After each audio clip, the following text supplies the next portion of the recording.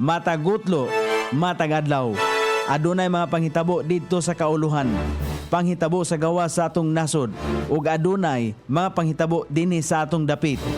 Mga panghitabo nga mao'y makapaikag sa katawhan nga mabinantayon sa lakat ug dagan sa panahon karon. Itanyag ning istasyon DXSR ang 7 o'clock Breakfast News.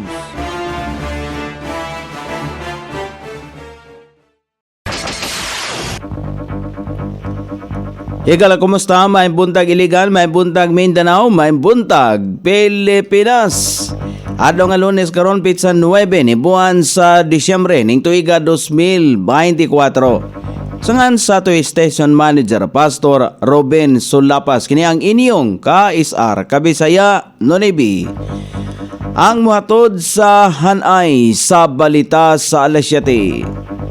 O karon sa ulohang tudling sa atong mga balita, iligan modunar og 4 milyones pesos sa mga apektado sa bagyong Inting sa Camarines Sur. Pagdani og 500,000 ka mga turista sa iligan gitinguha sa sunod tuig.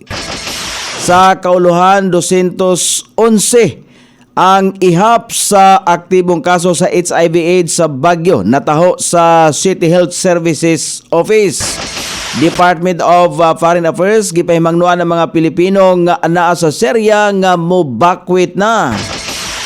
Philippine National Police gipahugtan ang seguridad karong holiday seasons og mamahimong rally gumikan sa impeachment cases batok presidente kon Vice President Sara Duterte. Online scammers mudaghan ining panahon sa Disyembre. Balita sa gawa sa nasod, 42 ka mga katawan sa Sudan patay tungod sa paramilitary force.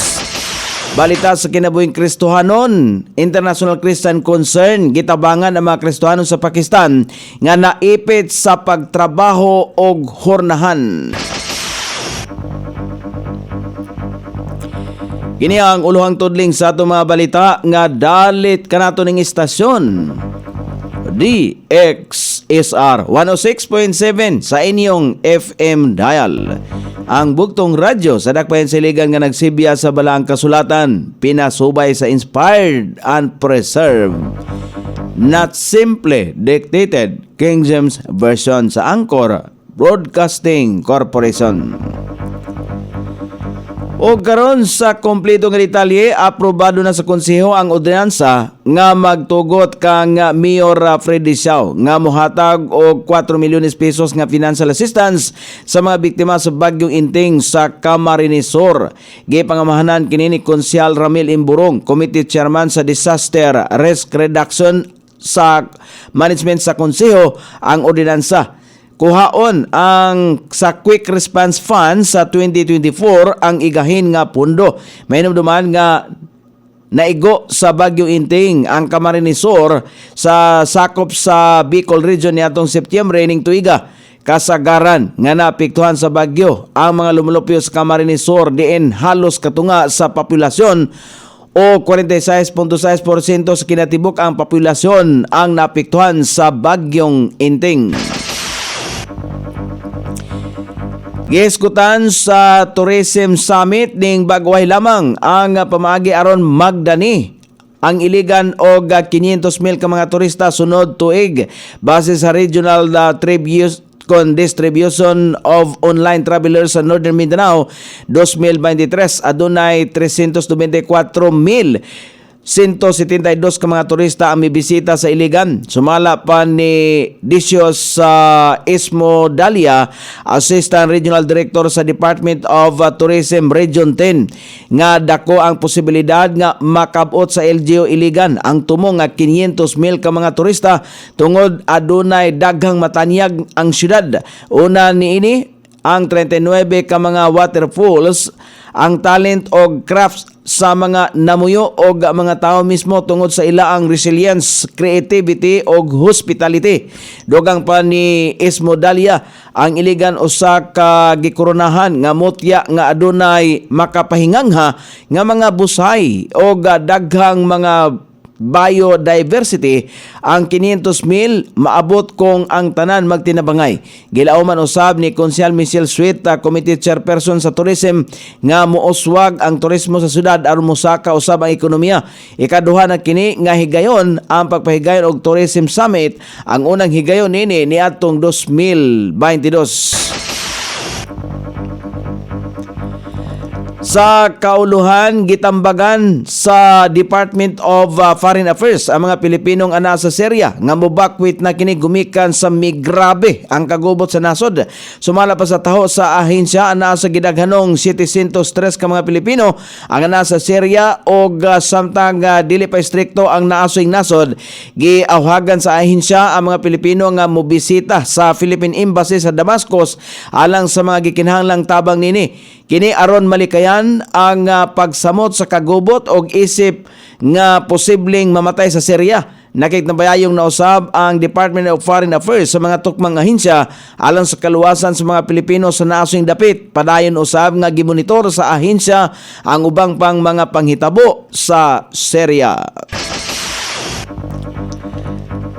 Natala ang 211 ang ihap sa aktibong kaso sa immune deficiency virus o acquired immune deficiency syndrome, HIV/AIDS sa lawigan sa Baguio.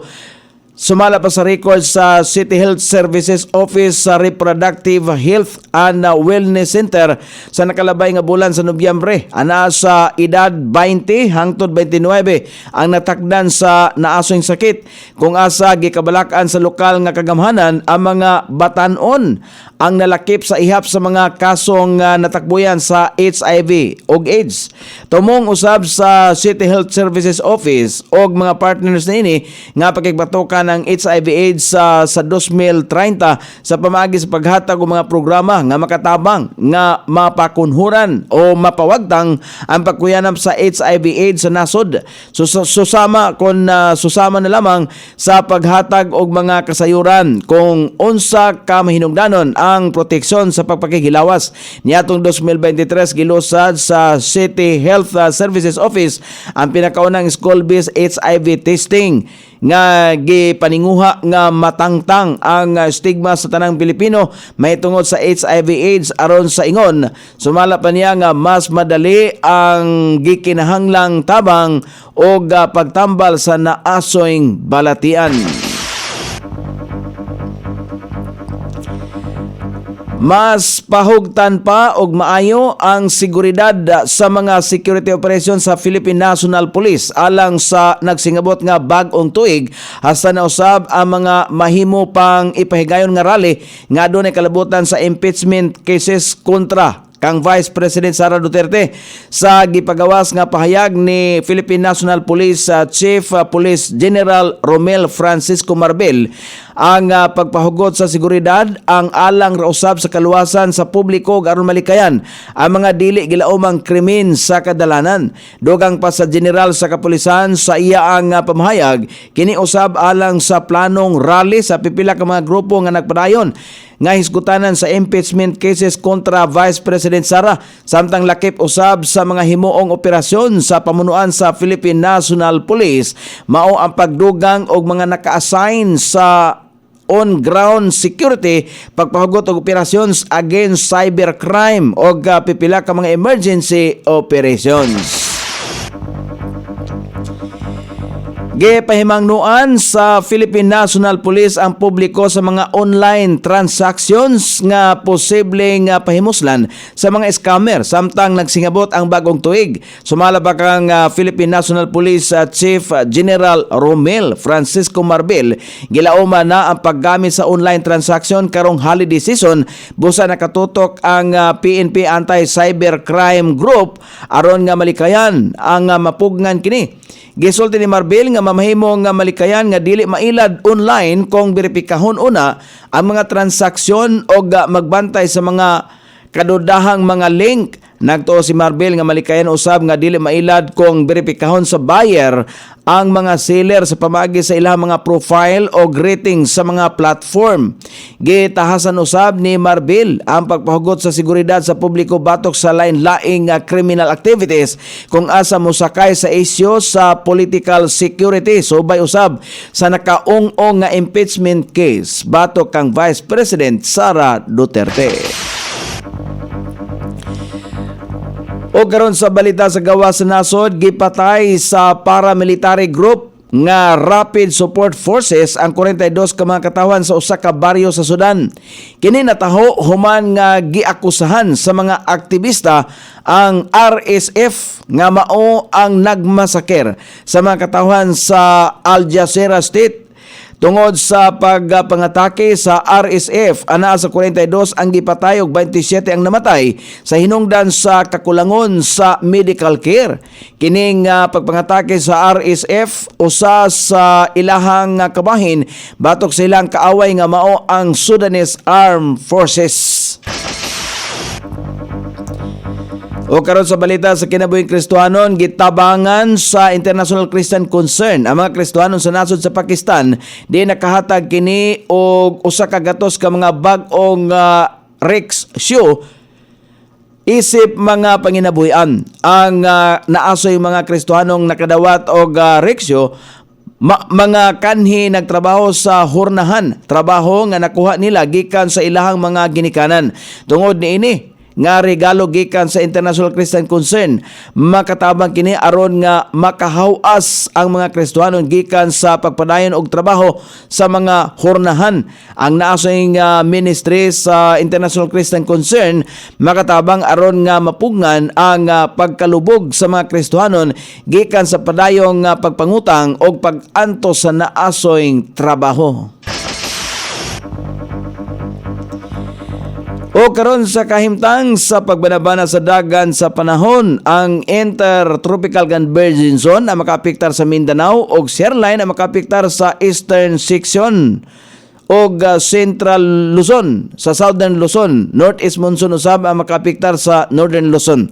Ang Bicol Region, Marinduque, Romblon, Oriental Mindoro, Batangas, Laguna, Rizal, Quezon ug Aurora ang makasinatiw madag-umon nga kalangitan inubanan sa patak-patak ka mga pagulan karong adlaw kini epekto sa Sierline. Ang Visayas, Mindanao ug Palawan ang makatagamtam gihapon sa ginagmay mga pagulan-ulan kini epekto sa Intertropical Convergence Zone. Ang Cagayan Valley o Cordillera Administrative Region, Ilocos Region ug ang ubang bahin sa Central Luzon, Metro Manila ug ubang bahin sa Luzon ang makasinati gihapon sa madag-umon nga kalangitan inubanan sa patak-patak nga mga pag-ulan kini epekto sa hanging amihan ug sa localized thunderstorm. Sukod sa temperatura dinhi sa dakbayan siligan ang kabugnaon ana sa 24 ug ang kainiton mosangko sa 31 degrees sentigrado. Ang adlaw misilang kaganiha sa alas 6:10 ug mosahop unya sa alas 5:27 sa sayong takna sa kagabhion.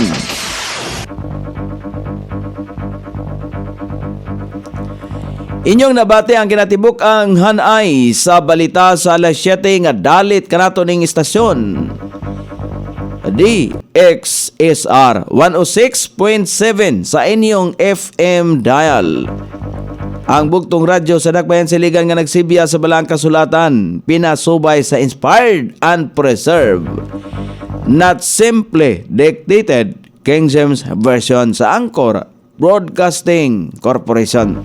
Sangan sa tigsuwat sa atong balitang internasyonal o sa kinabuhing Kristohanon, pitjan sa balita lokal, Coney Island, sa ato station manager Pastor Ruben Sulapas. Kini ang inyong kaisar kabisaya Nonibi. Magpasalamat og maingon. Mayong buntag, Iligan.